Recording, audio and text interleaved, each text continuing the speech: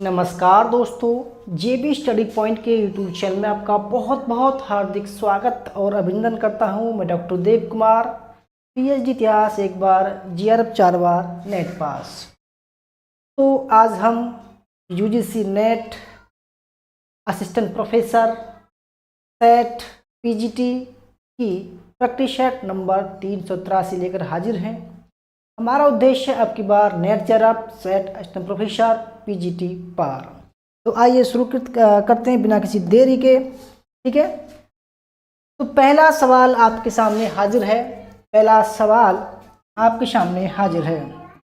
ठीक है, सवाल है 1773 का रेगुलेटिंग एक्ट के द्वारा गवर्नर जनरल की 4 सदस्यों की कार्यकारिणी परिषद बनाई गई।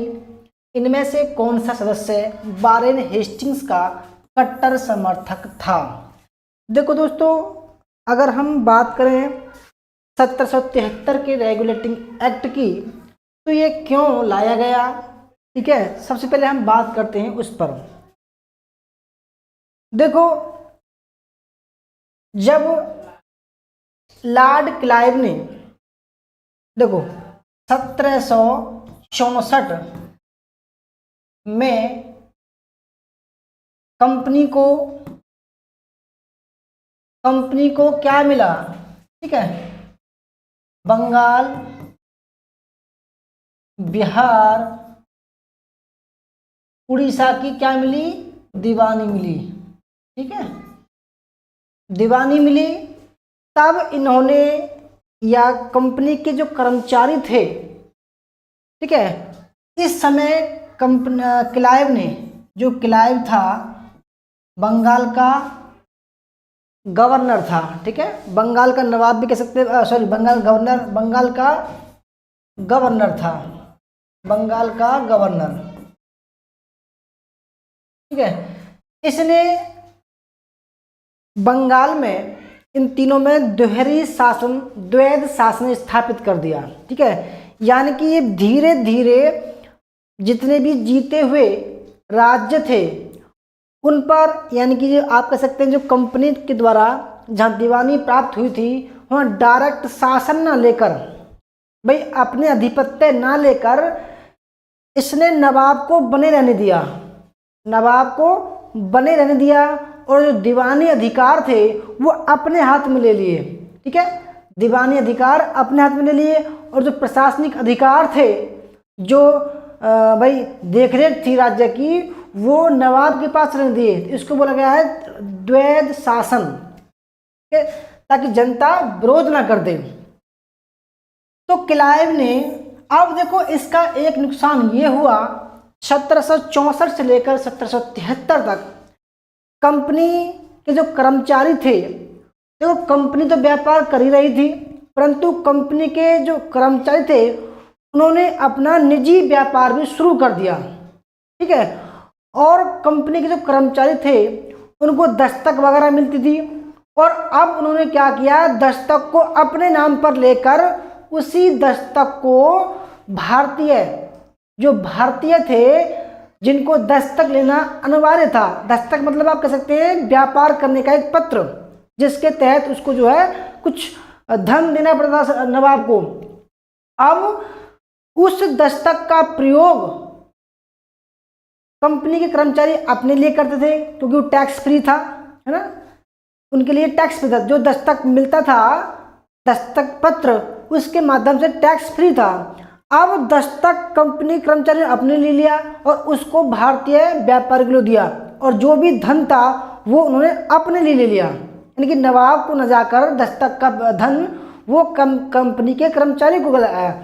यानी कि जो भी धन थोड़ा बहुत नवाब को जा रहा था टैक्स के रूप में, वो भी कंपनी कर्मचारी को आ गया, और भ्रष्टाचार चरम पर हो गया। तो इतिहासकार कहते हैं कि 1764 से लेकर 1773 के बाद में जो कंपनी और कंपनी कर्मचारी थे और जो कंपनी का राज्य था, वो सबसे भ्रष्ट था दुनिया में, ऐसा कहा गया है। ठीक है, अब इस ऐसे कंपनी को क्या हुआ, जब भाई कंपनी के कर्मचारी ही कंपनी को पलीता लगा रहे हैं, चूना लगा रहे हैं, तो कंपनी को घाटा होना शुरू हो गया। अब कंपनी जो है घाटे में जानी शुरू हो गई, क्योंकि देखो जो कंपनी थी वो लाभांश पर बनी हुई थी। लगभग 217 मेंबर थे और उन्होंने अपना कुछ पैसा जमा करके कंपनी खड़ा किया था। जब भी कंपनी घाटे में चल रही है तो उनको मुनाफा कैसे मिलेगा, है ना।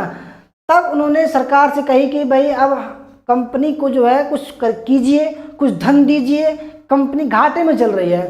अब 1773 में एक रेगुलेटिंग एक्ट कंपनी पर कुछ अंकुश लगाने के लिए उन्होंने कहा भी कंपनी पर कुछ अंकुश लगाया जाएगा, ताकि उस जिस कारण से कंपनी घाटे में चल रही है उस कारणों का पता लगाया जाएगा।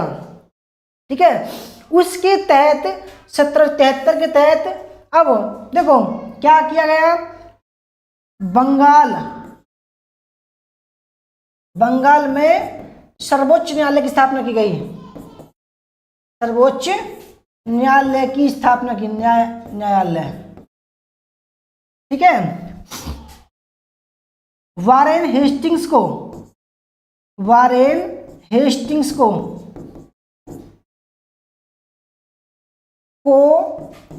बंगाल का गवर्नर बनाया गया। ठीक है, बंगाल का गवर्नर बनाया गया।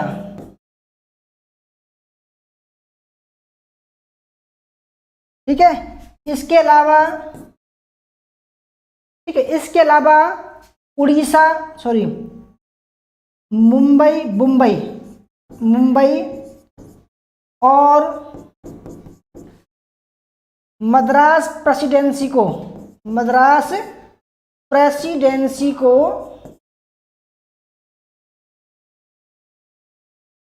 बंगाल के अधीन किया गया। बंगाल के अधीन किया गया। ठीक है, तो एक तरीके से हाँ कह सकते हैं केंद्रीकरण किया गया। ठीक है, अगर आप सवाल पूछे तो केंद्रीयकरण किया गया। ठीक है, अब इसके अलावा जो गवर्नर जनरल बनाया गया वारेन हेस्टिंग्स।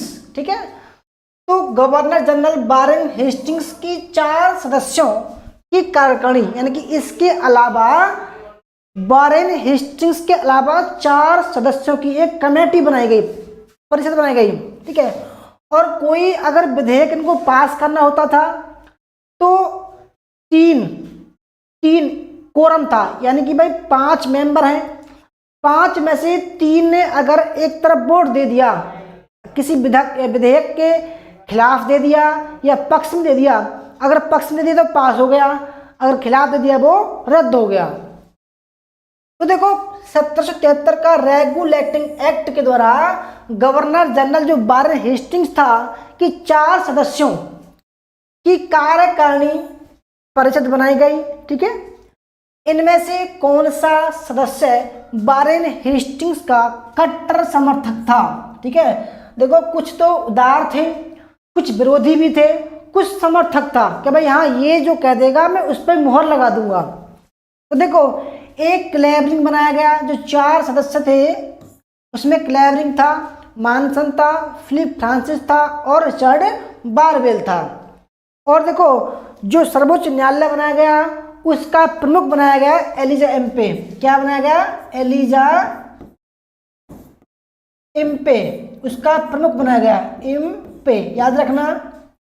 ठीक है, अब देखो जो 4 सदस्य बनाए गए थे वारेन हेस्टिंग्स की परिषद में, उसमें सबसे कट्टर जो समर्थक था वो था रिचर्ड बारवेल। कई बार एग्जाम में आ चुका है, कई बार एग्जाम में आ चुका है। ठीक है, देखो दोस्तों अब कंपनी का जो राजनीतिक, ठीक है, कंपनी का जो राजनीतिक था वो ब्रिटिश संसद के पास चला गया। ठीक है, और जो प्रशासनिक था वो कंपनी के पास में आ गया। ठीक है, अब यहाँ पर नियंत्रण बोर्ड की भी स्थापना की गई।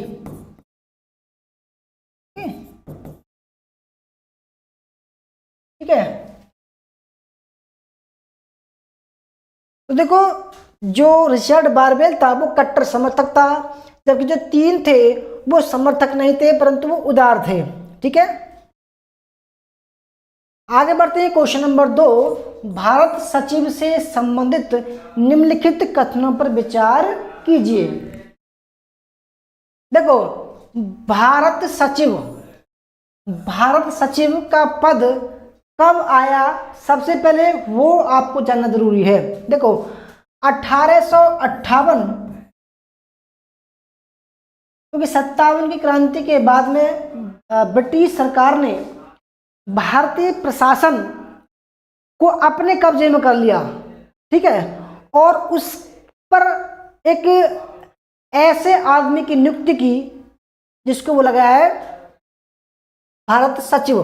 ठीक है, देखरेख करने के लिए। यानी कि देखो जो वायसराय था, आप जानते होंगे 57 क्रांति के बाद में वायसराय बनाया गया। वायसराय जो था वो संसद, ब्रिटिश संसद का सदस्य था, और जो ये सचिव था ये कैबिनेट, ब्रिटिश संसद की कैबिनेट का एक मंत्री था। ठीक है, 58 के एक्ट द्वारा एक नया पद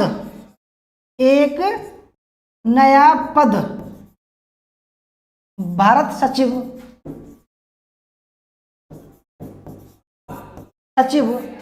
ठीक है बनाया गया।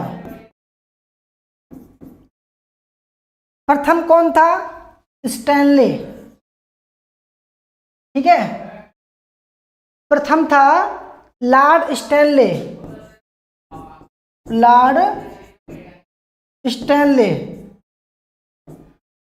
इसका कार्यकाल था 1858 से लेकर 1866। ठीक है, ये 59 मान लीजिए, 59। ठीक है, और हम अगर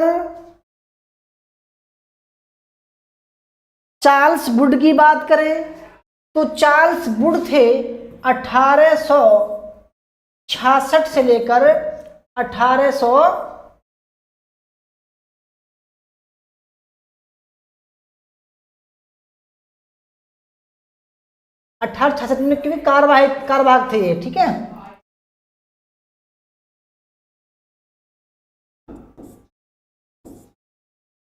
और अंतिम विलियम हेयर।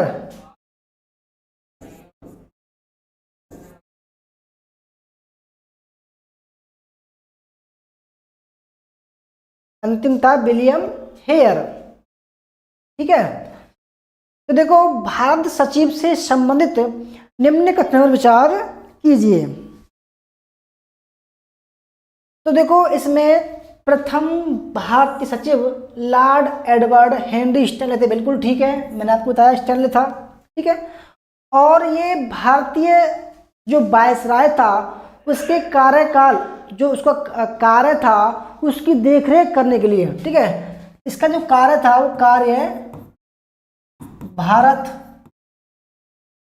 अदन और बर्मा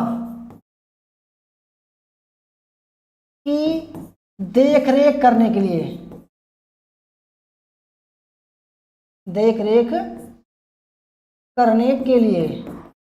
ठीक है, यह कौन था दोस्तों? ये ब्रिटिश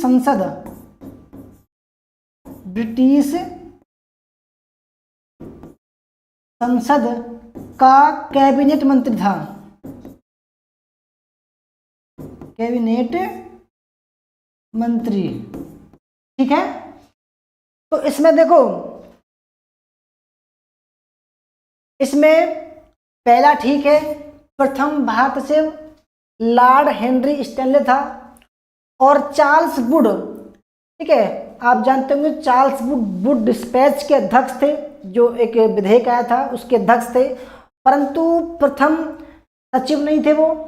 अब इनको 1866 में एक कार्यवाहक बनाया गया था। ठीक है, तो दूसरा भी ठीक है। पहला और दूसरा, इसका मतलब option number C right answer है। ठीक है,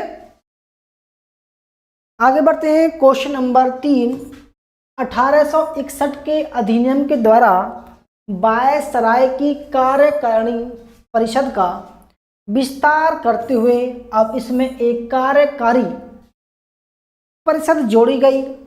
इस कार्यकारी परिषद में कुछ भारतीयों को शामिल करने का सुझाव निम्नलिखित में से किसने दिया था? 4 ऑप्शन है, लॉर्ड कैनिंग और स्टैनले, दूसरा स्टैनले और चार्ल्स वुड, वाटल फ्री और चार्ल्स वुड और कैनिंग। देखो दोस्तों, जो कार्य 1773 में शुरू हुआ वह कार्य 1861 में समाप्त कर दिया। यानी कि केंद्रीकरण से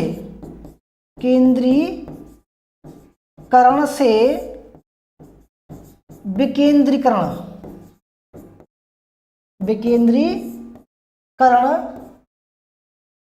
किया गया। यानी कि देखो, तो 1773 में जब बंगाल प्रेसिडेंसी को सर्वोच्च बनाया गया और मुंबई और मद्रास को उसके अधीन किया गया, है ना, वह काम 1861 में समाप्त कर दिया गया। अब बंगाल, मद्रास और मुंबई प्रेसिडेंसी को अलग अलग कर दिया गया। ठीक है, अब इसमें देखो, आप जानते होंगे 1858 में एक काम और हुआ था कि भाई उसमें भारत के गवर्नर जनरल को वायसराय नाम दिया गया। ठीक है, और भारत को सीधे डायरेक्ट ब्रिटिश क्राउन के हाथ में कर दिया गया, कंपनी को खत्म कर दिया गया, कंपनी शासन को। ठीक है, अब जो राजनीतिक अधिकार थे, जो कंपनी के राजनीतिक अधिकार थे, वो भी खत्म कर दिए गए। उसका काम केवल व्यापार करना रह गया, है ना। अब ब्रिटिश सरकार सीधे यहाँ पर हस्तक्षेप करती थी वायसराय और सचिव के द्वारा।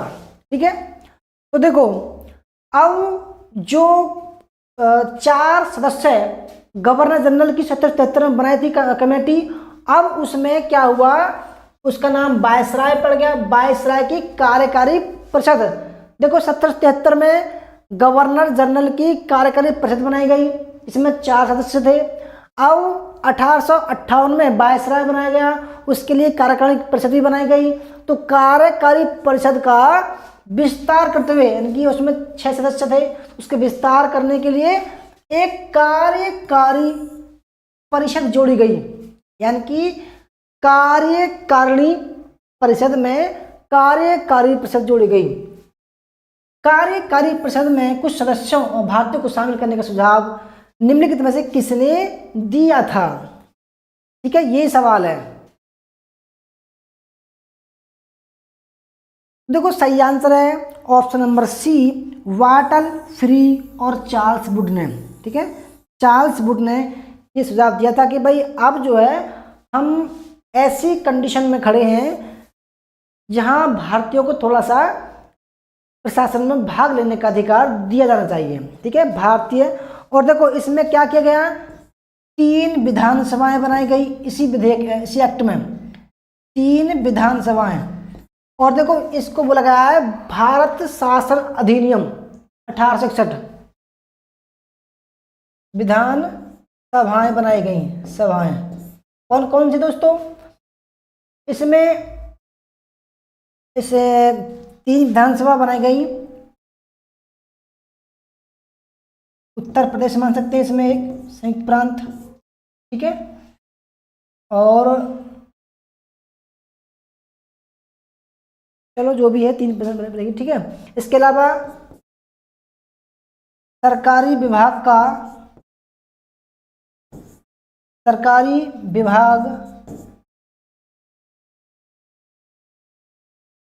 को विकेंद्रीकरण किया गया, विकेंद्रीकरण किया गया। ठीक है, इसके अलावा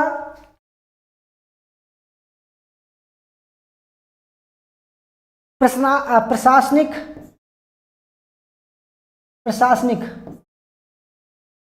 एवं विधि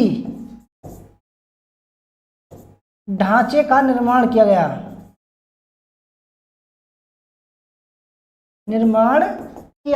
ठीक है, सही चल रही है। ओके,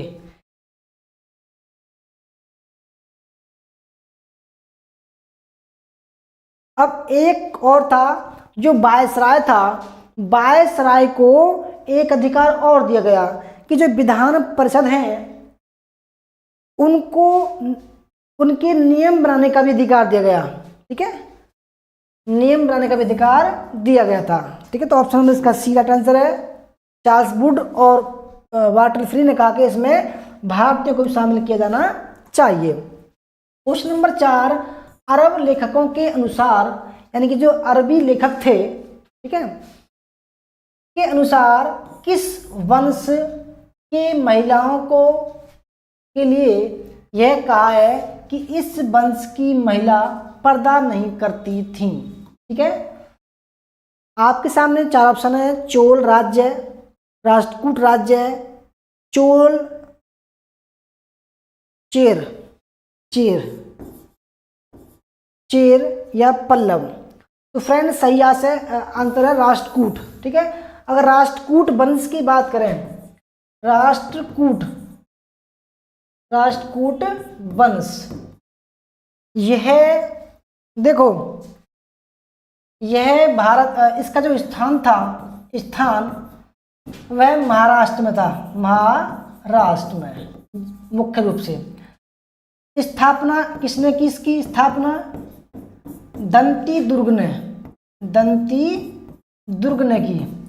कब की? 735 में, 756 तक। ठीक है, इसके बाद कृष्ण प्रथम बना।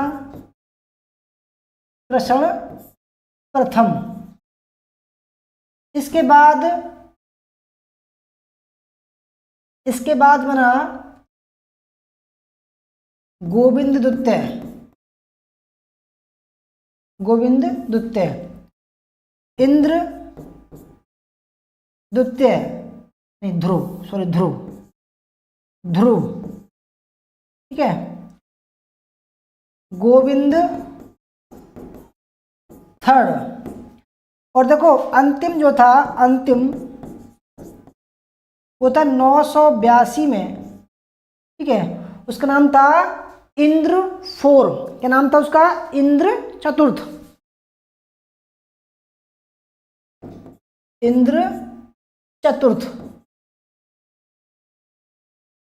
ठीक है, इसका नाम था इंद्र चतुर्थ। तो अरब लेखकों के अनुसार राष्ट्रकूट राज्य की जो महिलाएं हैं वो पर्दा नहीं करती थी। ठीक है, ऑप्शन नंबर। और देखो चालुक्यों की बात करें तो चालुक्यों के प्रशासन में महिलाएं भी शामिल थीं। ठीक है, आगे बढ़ते हैं। क्वेश्चन नंबर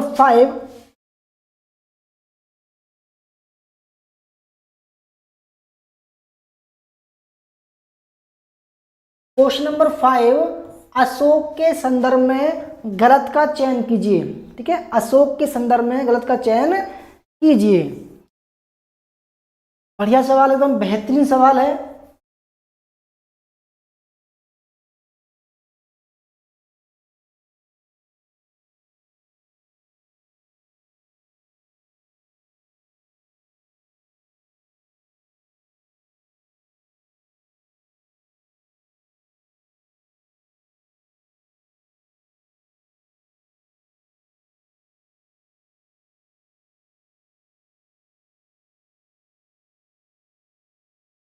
देखो पहला ऑप्शन देखते हैं। अशोक के छोटे भाई तिस्य जो राजकुमार था, अशोक के राज्याभिषेक के चौथे वर्ष बौद्ध संप्रदाय में शामिल हुआ था।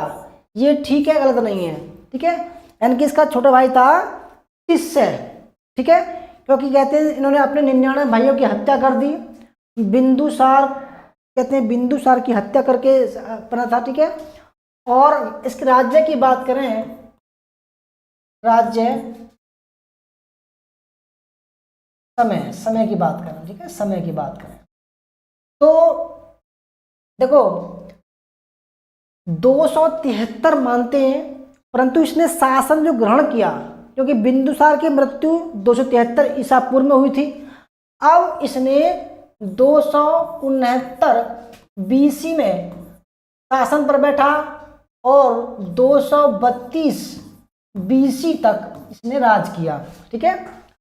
अब अशोक के छोटे भाई तिस्से जो राजकुमार था, अशोक के राज्याभिषेक के चौथे वर्ष, क्योंकि अशोक का जो अभिषेक हुआ 269 बीसी में, ठीक है, तो चौथे वर्ष बौद्ध संप्रदाय में शामिल हो गया था। और उनके भतीजे और दामाद राजकुमार अग्नि ब्रह्मा अभिषेक के चौथे वर्ष में बौद्ध संप्रदाय में शामिल हुए थे, ये भी ठीक है। अशोक के दामाद का नाम देवपाल था, ये भी ठीक है, क्योंकि देखो अगर हम अशोक की बेटियों की बात करें, बेटियों की, तो इसमें संघमित्रा,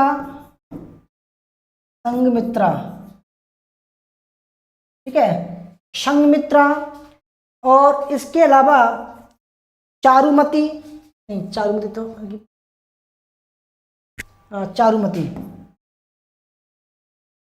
चारुमती है ना।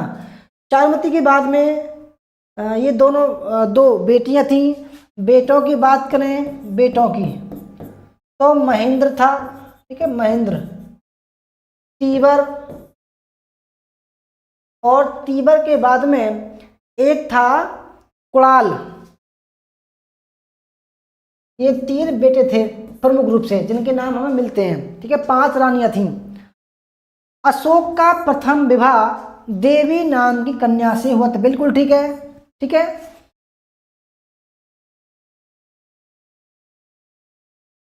जो जैन की बताई जाती हैं। स्रोतों में अशोक की 5 पत्नियों का व 2 पुत्रियों का उल्लेख प्राप्त होता है, बिल्कुल ठीक है, ठीक है, ये भी ठीक है, क्योंकि देखो 2 पुत्रियां संघमित्रा और चारुमती, बेटे हैं महेंद्र, तीबर और कुणाल। तिष्यरक्षिता ने अशोक से विवाह करने के बाद 4-5 साल के बाद ही बोधि वृक्ष को हानि पहुंचाई थी, बिल्कुल ठीक है, क्योंकि देखो जो तिष्यरक्षिता थी, अशोक की घरवाली थी, उसने जो बौद्ध वृक्ष था उसको हानि पहुंचाई थी, ठीक है, क्योंकि जो अशोक था बौद्ध धर्म को मानने वाला था,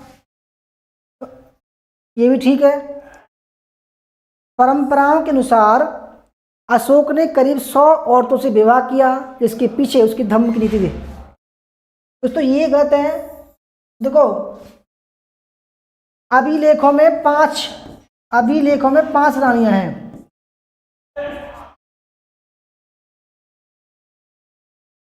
5 रानियां हैं, ठीक है। कौन कौन सी? देवी प्रथम, ठीक है, तिष्यरक्षित,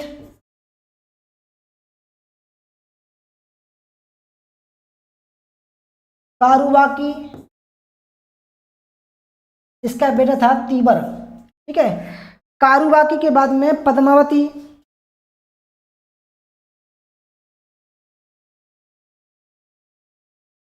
और पद्मावती के बाद में थी दोस्तों संधिमित्रा, ठीक है, असंधिमित्रा।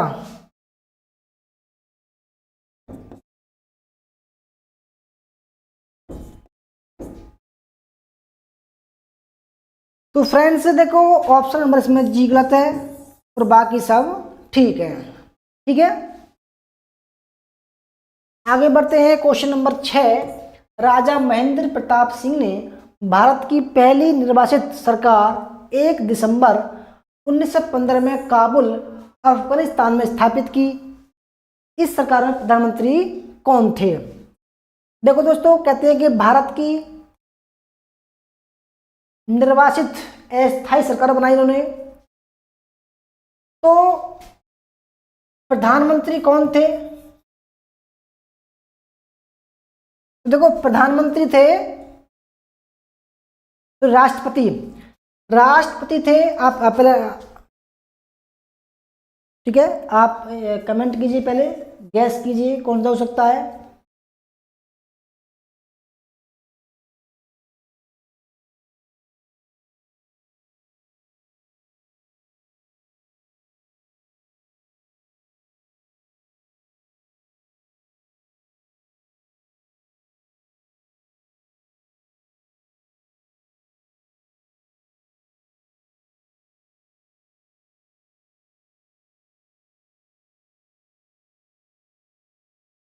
तो फ्रेंड देखो, जो राजा महेंद्र प्रताप सिंह थे वो राष्ट्रपति थे, राष्ट्रपति, ठीक है। और जो बरकतुल्ला थे, बरकतुल्ला, मौलाना बरकतुल्ला भोपाली, ये प्रधानमंत्री बनाए गए, प्रधानमंत्री, ठीक है। इसके अलावा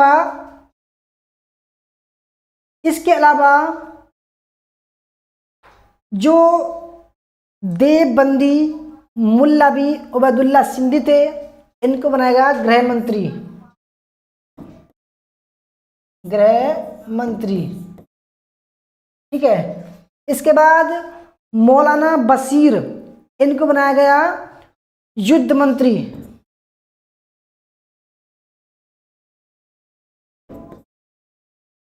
और 5वें बचे चंपक रामन, इनको बनाया विदेश मंत्री,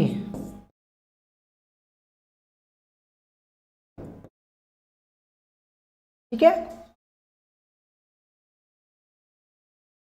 तो फ्रेंड्स जो सही आंसर है वो है ऑप्शन नंबर डी, ठीक है। आगे बढ़ते हैं क्वेश्चन नंबर 7। इस संग्रह में 5 कहानियां हैं, ठीक है, जो देश प्रेम और आज़ादी के दीवानों की शहादत का भावपूर्ण चित्रण करती हैं। सोजे वतन की लोकप्रियता से आशंकित होकर, इनके सोजे वतन एक कविता है, उसमें 5 कविता है, तो उसकी लोकप्रियता इतनी बढ़ गई तो उससे आशंकित होकर ब्रिटिश सरकार इसे प्रतिबंधित कर दिया गया, ब्रिटिश सरकार ने, तथा इसकी प्रतियां जब्त करके जला दी गई। इस घटना के बाद धनपत राय ने मुंशी प्रेमचंद उपनाम से लेखन कार्य पुनः शुरू किया, ठीक है। उसमें पहला ऑप्शन है सोजे वतन प्रेमचंद का पहला कहानी संग्रह है, तब वे नवाब राय के नाम से उर्दू में लिखते थे। दूसरा ऑप्शन, अपने ब्रिटेन प्रवास के दौरान ऊधम सिंह ने ब्रिटिश फिल्मों एलिफेंट बॉयज और द 4 ब्रदर्स में सपोर्टिंग रोल में अभिनय किया था। तो देखो अभी इसमें बताया था कि जब उन्होंने सोजे वतन लिखा तब वह मुंशी प्रेमचंद, ठीक है, उन्होंने मुंशी प्रेमचंद के नाम से, उपनाम से, उनका नाम था धनपत राय, ठीक है, धनपत राय नाम था, और मुंशी प्रेमचंद उपनाम से लेखन कार्य शुरू किया था। तो इसमें सोजे वतन प्रेमचंद का पहला उपन्यास कहानी, बिल्कुल ठीक है। तब वे नवाब राय नहीं, केवल प्रेमचंद के नाम से, ठीक है, प्रेमचंद के नाम से, तो इसलिए पहला ऑप्शन गलत हो जाएगा और दूसरा ठीक हो जाएगा, ठीक है। तो इसमें 7 में का डी राइट आंसर, ठीक है, दूसरा ठीक है, पहला गलत है। आगे बढ़ते हैं क्वेश्चन नंबर 8। निम्नलिखित में से कौन सा गलत है, ठीक है।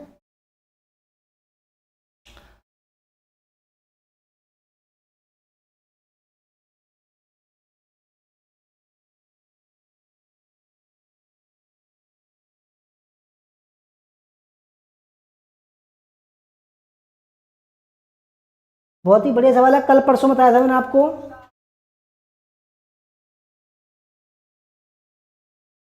ये कल परसों बताया था मैंने आपको सवाल, इसमें एक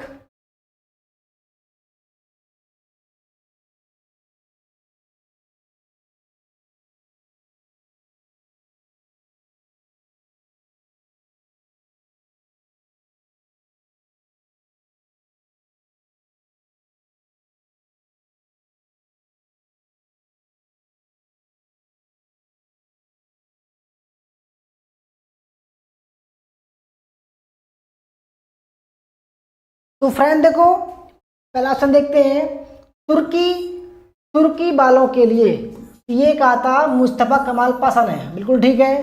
दूसरा, भारतीयों के लिए ये कहा था स्वामी दयानंद सरस्वती और तिलक जी ने। नोट डाउन करते ना, बहुत इंपॉर्टेंट सवाल है, ठीक है।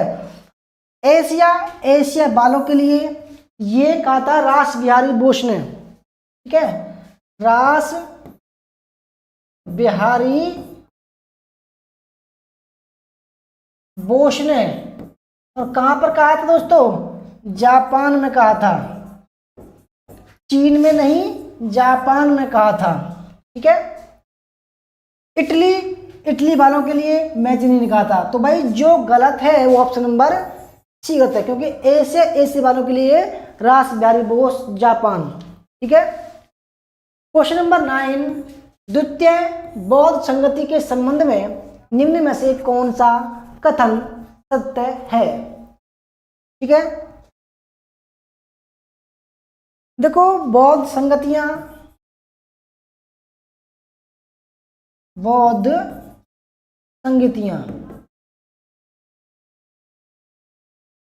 प्रथम हुई 483 BC में, ठीक है, अजात शत्रु के काल में, ठीक है। कहां पर? राजगृह, ठीक है। दूसरी हुई थी 383 BC में, कालाशोक के काल में, कालाशोक वैशाली में। तीसरी हुई थी 251 BC में, अशोक के काल में, ठीक है, पाटलिपुत्र में। चौथी हुई थी 1 ईस्वी में, 72 ईस्वी में, सॉरी 78 ईस्वी में, AD में। कहां पर? कनिष्क प्रथम, कनिष्क प्रथम, ये हुआ था कश्मीर में, ठीक है। तो 4 हुई थी। तो पहली है, देखते हैं इसमें मगध यानी कि दूसरी बौद्ध संगति 383 ईसा पूर्व कालाशोक के समय में, इसमें मगध के भिक्षुओं ने विनय संबंधी कुछ ऐसे नियमों का पालन शुरू किया जिसे अवंती व पश्चिम क्षेत्र के भिक्षु त्याज्य मानते थे। देखो जो द्वितीय बौद्ध संगति हुई थी उसमें विनय संबंधी पर एक विवाद हुआ था, इसलिए थेरापंथी, है ना, और जो 2 पार्ट में डिवाइड हो गया था, ठीक है, 2 पार्ट में डिवाइड हो गया था, विनय को मानने वाले और धर्म को मानने वाले, ठीक है। तो इसमें देखो पहला ठीक है, क्योंकि इसमें मगध के भिक्षुओं ने विनय यानी कि जो विनय पिटक है, यानी कि जो भिक्षुओं के लिए जो आचार नियम दिए गए हैं, विधि संग्रह दिए गए हैं, आचार नियम दिए गए हैं, उसमें उससे संबंधित कुछ ऐसे नियमों का पालन शुरू किया जिसे अवंती व पश्चिमी क्षेत्र के भिक्षु त्याज्य मानते थे, ठीक है। तो यहाँ पहला ठीक है। दूसरा, दोनों पक्षों के 2-2 वरिष्ठ भिक्षुओं की एक उप समिति ने इस पर विचार कर मगध के भिक्षुओं द्वारा अपनाए गए नए नियमों को धर्म विरुद्ध घोषित कर दिया। ये गलत है, यानी कि दूसरा गलत है, पहला ठीक है। तो इस हिसाब से option number A right answer हो जाएगा।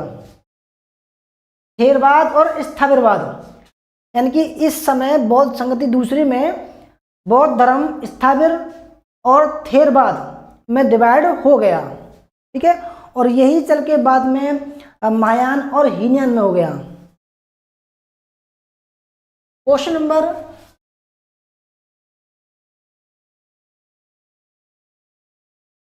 10 देखते हैं। द्वितीय बौद्ध संगति में मगध के भिक्षु ने एक अलग सभा करके नए नियमों को धर्म घोषित कर दिया। इसमें कुछ नियम भी थे। ये कौन से हैं?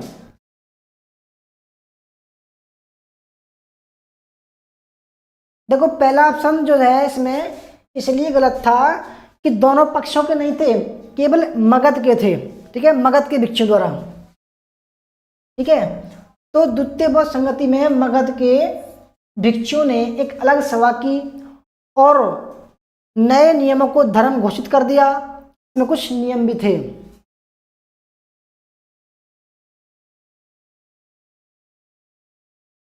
क्योंकि देखो विनय पिटक, विनय संबंधी भिक्षुओं के लिए जो नियम बनाए गए थे उससे संबंधित विवाद हुआ था।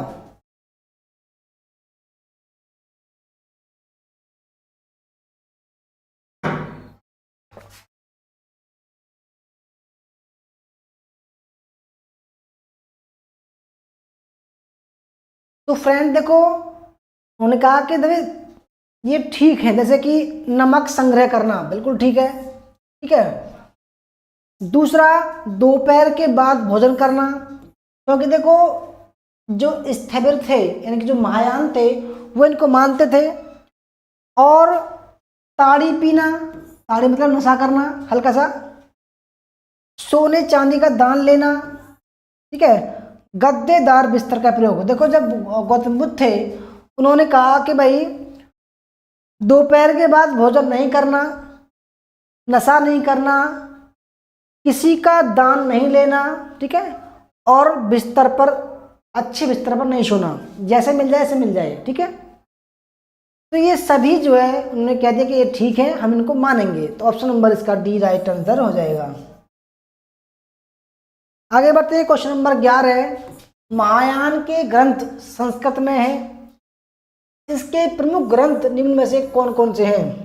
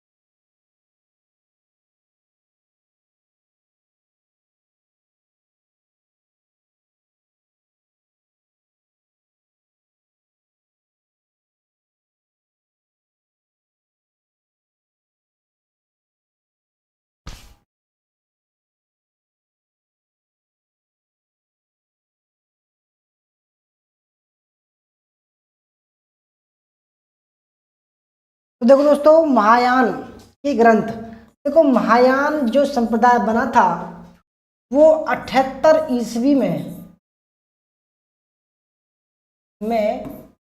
ठीक है चौथी बौद्ध संगति हुई थी, फोर्थ बौद्ध संगति। वहां पर हीनयान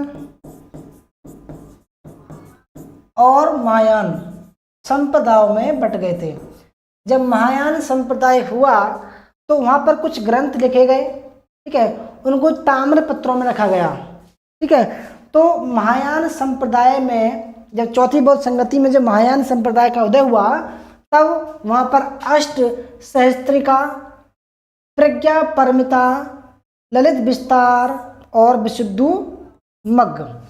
ललित विस्तार में दोस्तों प्राचीन काल की 64 लिपियों का उल्लेख है, नोट डाउन करना, लिपियों का उल्लेख है, ठीक है, उल्लेख मिलता है। तो देखो जो कथावस्तु है इसको तीसरी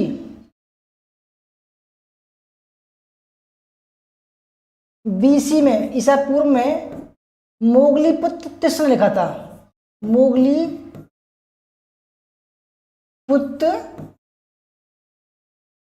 तिस्स ने। तो ये महायान संप्रदाय से पहले किए थे, इसलिए कथावस्तु नहीं होगी इसमें, ए बी डी ई। इस हिसाब से ऑप्शन नंबर 11 का A B D E, option number A right answer हो जाएगा, यानी कि सी नहीं है, ठीक है। आगे बढ़ते हैं, क्वेश्चन नंबर 12 मोहम्मद अली जिन्ना ने किस अवसर पर घोषणा की कि हम संवैधानिक तरीकों को तिलांजलि देते हैं, आज हमने भी पिस्तौल बना लिया है और उसके प्रयोग करने की हालत में हैं। तो ये कौन सा समय था, ठीक है, जब इन्होंने ये कहा था?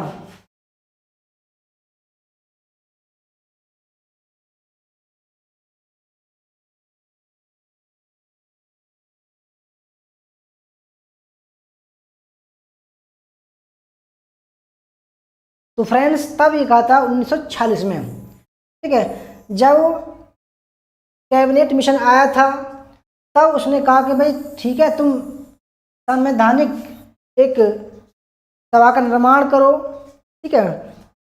तब उन्होंने कहा कि हम कुछ नहीं जानते, हम केवल और केवल अलग राष्ट्र की मांग करते हैं, क्योंकि जो कैबिनेट मिशन था वह अलग राज्य की मांग लेकर नहीं आया था।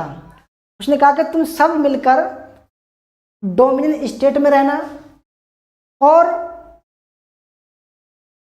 अब आप अपना संविधान तैयार कीजिए। तब इन्होंने कहा, मोहम्मद जिन्ना ने, कि हम संवैधानिक तरीकों को तिलांजलि देते हैं, हम बना नहीं रहे, हमको केवल अलग चाहिए।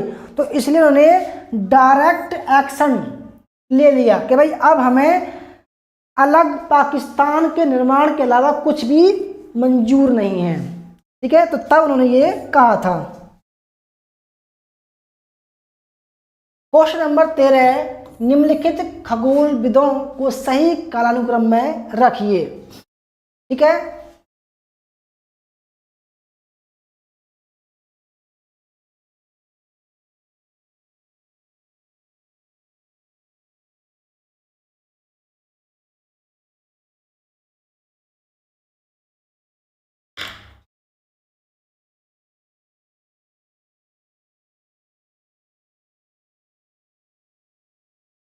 ये सवाल आ चुका है कई बार।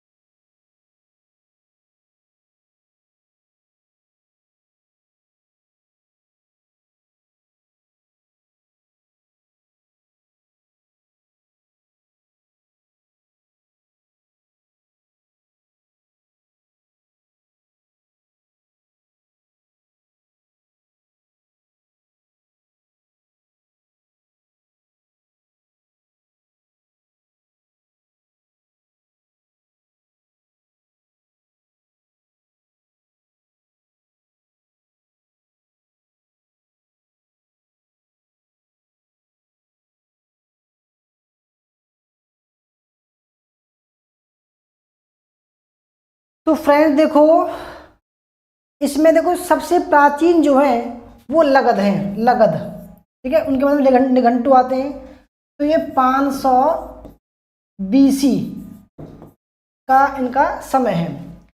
इसके बाद अगर हम देखें, ठीक है, इसके बाद अगर हम देखें तब आता है आर्यभट्ट का, क्योंकि इनका जन्म जो है 476 का है, ठीक है। और इनके बाद नाम आता है बराहमिहिर का, ठीक है, ये भी 5वीं शताब्दी में थे, ठीक है, आर्यभट्ट के बाद थे, इतना पता है। और लास्ट में आए ब्रह्मगुप्त, ये 6वीं शताब्दी के हैं,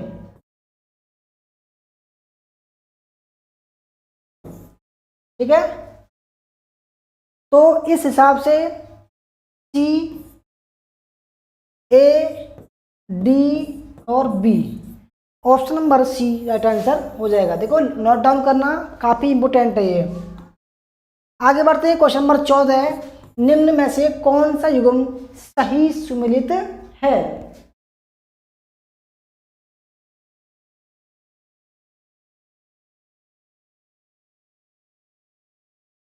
चार महारानी हैं, ठीक है, महिलाएं हैं,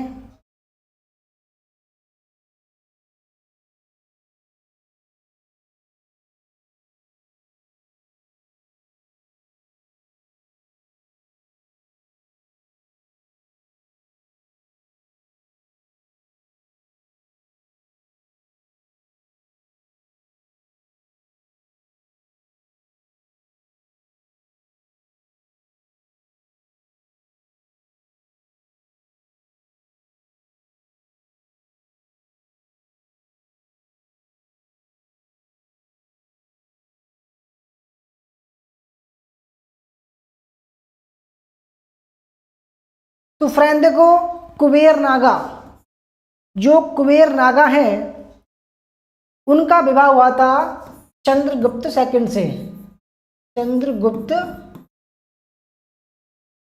सेकंड से, ठीक है। ध्रुव देवी ये रामगुप्त की विधवा, जिससे चंद्रगुप्त द्वितीय ने विवाह किया था, क्योंकि चंद्रगुप्त द्वितीय छोटा भाई था, रामगुप्त बड़ा भाई था। जब इसकी मृत्यु हुई तब इसने चंद्रगुप्त द्वितीय ने अपनी भाभी से विवाह किया था, तो दूसरा ठीक है। तीसरा प्रभावती चंद्रगुप्त द्वितीय से विवाह गलत, दोस्तों चंद्रगुप्त द्वितीय की बेटी थी ये, ठीक है, चंद्रगुप्त द्वितीय की, चंद्रगुप्त सेकंड की बेटी। इसका जो विवाह हुआ था वो वाकाटक नरेश रुद्रसेन द्वितीय से हुआ था, ठीक है। विवाह किससे हुआ था? रुद्रसेन द्वितीय, ठीक है। कुमार देवी, देखो कुमार देवी चंद्रगुप्त प्रथम से हुआ था, चंद्रगुप्त प्रथम से, ठीक है। और रुद्रसेन का विवाह हुआ था प्रभावती गुप्ता से,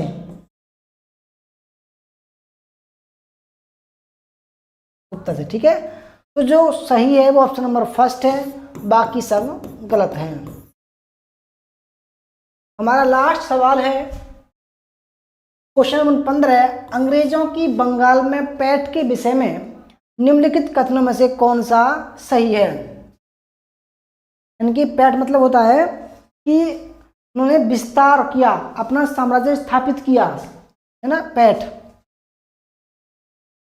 कैसे अंग्रेज जो है बंगाल में प्रवेश किए, उन्होंने थोड़ा बहुत अपना मजबूती प्रदान की, वहाँ पर अपने पैर जमाए, है ना, कह सकते कि भाई हम उन्होंने किस तरीके से वो आए वहाँ पर।